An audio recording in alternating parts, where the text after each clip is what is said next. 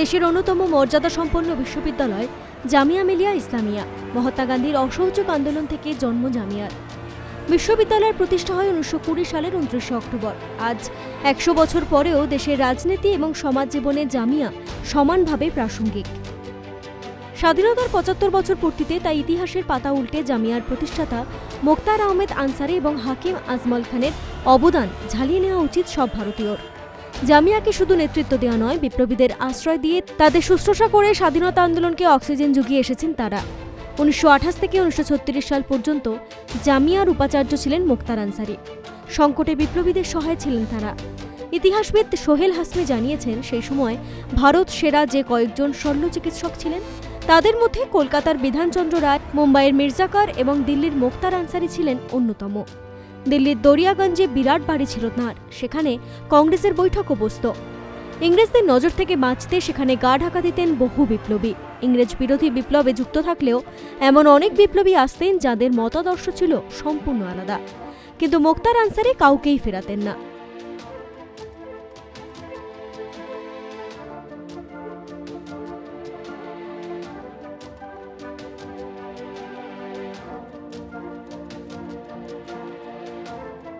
जितनी बार दिल्ली में कांग्रेस के सम्मेलन हुए तो जितने भी डेलीगेट्स आते थे और 1000 से 1200 के करीब डेलीगेट्स आते थे, वो उनकी कोठी पर रहा करते थे और उनका रहने का और खाने का सारा इंतजाम डॉक्टर अंसारी करते थे। শুধু সেবা শুশ্রূষাই নয়, সুস্থ হয়ে ওঠার পর বিপ্লবীদের ফেরার ব্যবস্থাও করে দিতেন মোক্তার আনসারি।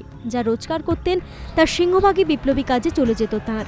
কেউ টাকা নিতে না চাইলে রীতিমতো জোর করে হাতে টাকা ধরিয়ে দিতেন।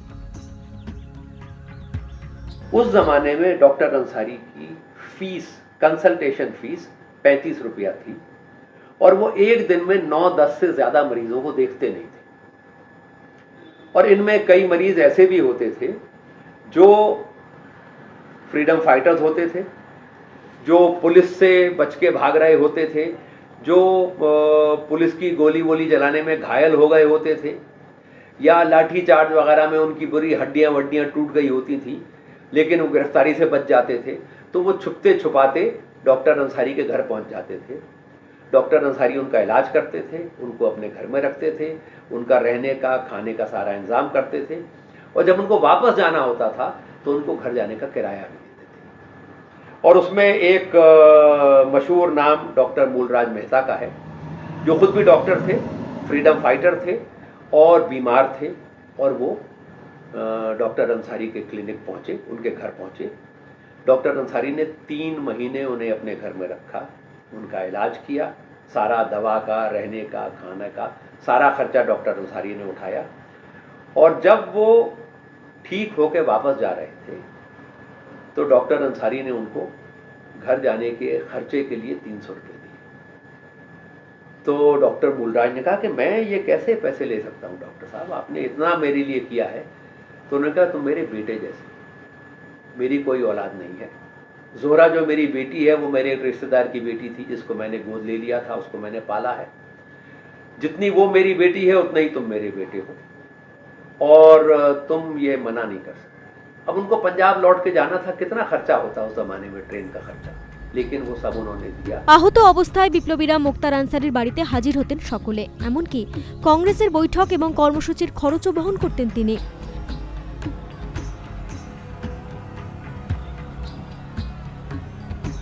দিল্লি আসা বিপ্লবীদের মহাত্মা যখন প্রশ্ন করতেন, তাদের বাদশাকে জবাব মিলত মোক্তার আনসারি।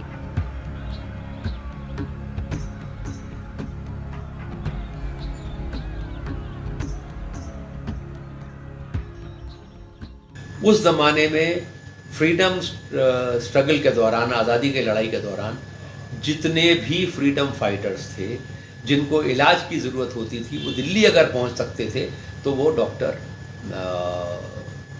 अंसारी के घर रहा करते थे।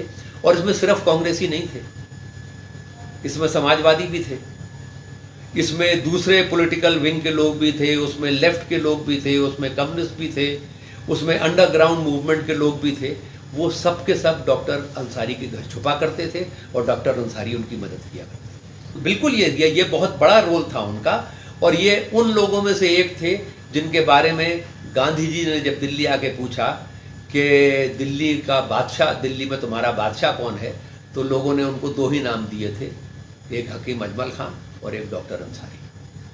और जो उनका कंट्रीब्यूशन कांग्रेस पार्टी के लिए था, जो आज़ादी के आंदोलन का अगवा थी, और मेजर जितनी भी कॉन्फ्रेंसेस वगैरह में जो भी खर्चे होते थे वो डॉक्टर अंसारी अपनी जेब से उठाया। শুধু কংগ্রেস বা মুসলিম লীগ নয়, দলমত নির্বিশেষে সমস্ত বিপ্লবীকে সাহায্য করতেন মোক্তার আনসারি। দিল্লিতে নিজের বাড়িতে সকলকে আশ্রয় দিতেন তিনি।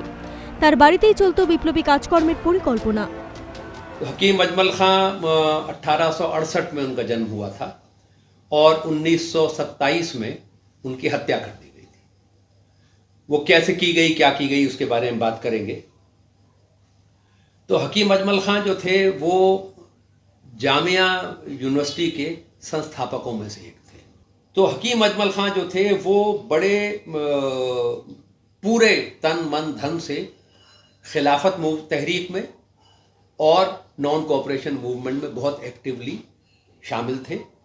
वो ऑल इंडिया कांग्रेस कमेटी के सदस्य थे, कांग्रेस की वर्किंग कमेटी के सदस्य थे और ऑल इंडिया खिलाफत मूवमेंट के भी चेयरमैन थे, और कुछ समय वो ऑल इंडिया कांग्रेस कमेटी के भी प्रेसिडेंट रहे।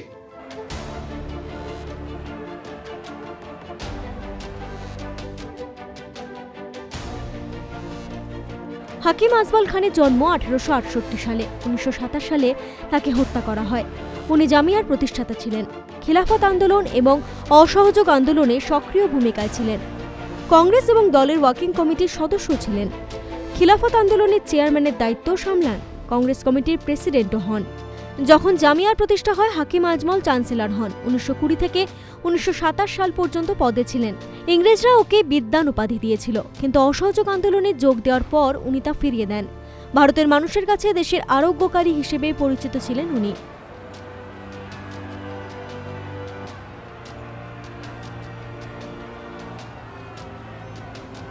जिस वक्त जामिया की स्थापना हुई उस वक्त हकीम अजमल खां उसके चांसलर बने 1920 में, और 1920 से 1927 तक जब उनकी हत्या की गई उस वक्त तक वो उस यूनिवर्सिटी के चांसलर रहे।